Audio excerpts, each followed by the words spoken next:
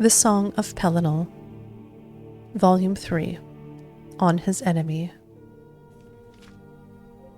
Editor's Note: Volumes 1 through 6 are taken from the so-called Riemann manuscript located in the Imperial Library. It is a transcription of older fragments collected by an unknown scholar of the early Second Era. Beyond this, little is known of the original sources of these fragments, some of which appear to be from the same period, perhaps even from the same manuscript. But, as no scholarly consensus yet exists on dating these 6 fragments, no opinions will be offered here. Pelinal Whitestrike was the enemy of all elf-kind that lived in Cyrod in those days.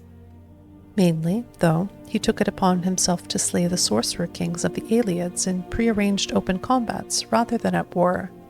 The fields of rebellion he left to the growing armies of the Paravania and his bull nephew. Pelinal called out Haromir of Copper and Tea into a duel at the Tor, and ate his neck veins while screaming praise to Riemann, a name that no one knew yet. Gordhauer the Shaper's head was smashed upon the goat-faced altar of Ninindava, and, in his wisdom, Pelinal said a small plague spell to keep that evil from reforming by welkind magic. Later that season, Pelinal slew Hadhul on the granite steps of Seatar, the Fire King's spears knowing their first refute. For a time, no weapon of the Ayleids could pierce his armor, which Pelinal admitted was unlike any crafted by men, but would say no more even when pressed. When Huna, whom Pelinal raised from grain slave to hoplite and loved well, took death from an arrowhead made from the beak of Selethilil the singer, the Whitestrike went on his first madness.